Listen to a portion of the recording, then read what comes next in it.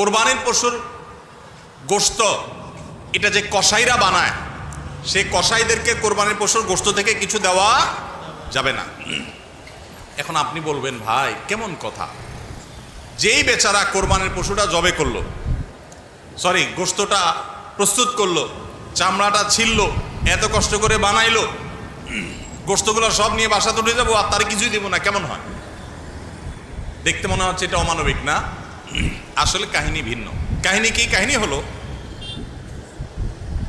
কোরবানির পশু আমরা যখন জবাই করলাম বিসমিল্লাহ আল্লাহু আকবার আল্লাহুম্মা মিনকা ওয়ালাক, এটা যখন জবাই করলাম আল্লাহর নামে, তখন এই পশু আল্লাহর নামে জবে হয়ে গেছে। এটা মূলত যেটা বললাম গরিব দুঃখীকে দেওয়ার কথা, কারণ আমরা যখন জাকাত দেই, সাদেকা দেই, তখন কি ওটা নিজে খাইতে পারি? আর তাহলে কোরবানির গোশত তো খাইতে পারার কথা না, কিন্তু আমরা খাইতে পারতেছি কেন?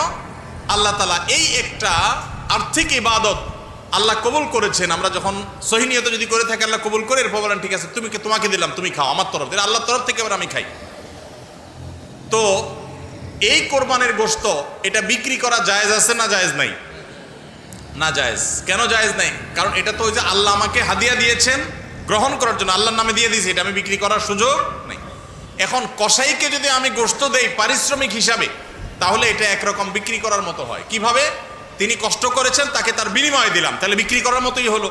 আমি গোশতটা তাকে একটা বিনিময় নিয়ে দিলাম, গোশত দিয়ে টাকা নিলাম, বিক্রি করা এটা, এখানে গোশত দিয়ে শ্রম দিলাম, একই জিনিস। এই জন্য এটা জায়েজ নাই। তাহলে কি করবেন? কসাইকে তার ন্যায্য মূল্য দিবেন, একটা গরু বানানোর জন্য যা লাগে তা পুরাটা দিবেন, এবং আগে ভাগে এগুলো চুকায় নেবেন।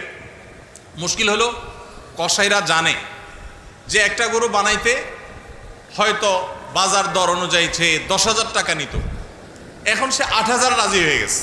কেন 8,000 রাজি হয়ে গেছে?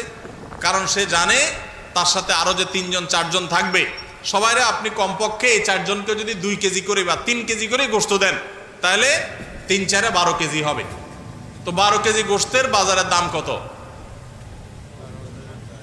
হ্যাঁ,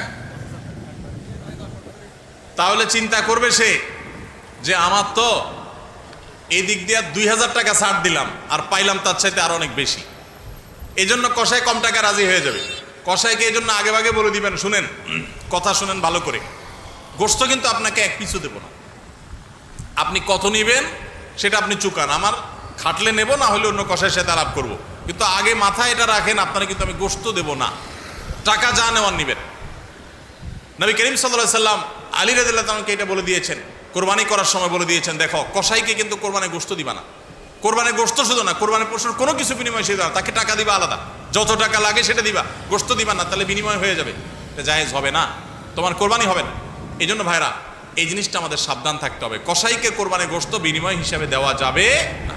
হ্যাঁ, কসাই যদি গরিব হয় তাহলে সেক্ষেত্রে অন্য গরিবকে আপনি আধা কেজি করে দিচ্ছেন, কসাইরও আধা কেজি দিতে পারেন, অন্য গরিবকে 1 কেজি করে দিচ্ছেন, কসাইরও 1 কেজি দিতে পারেন, কিন্তু কসাই হিসাবে না।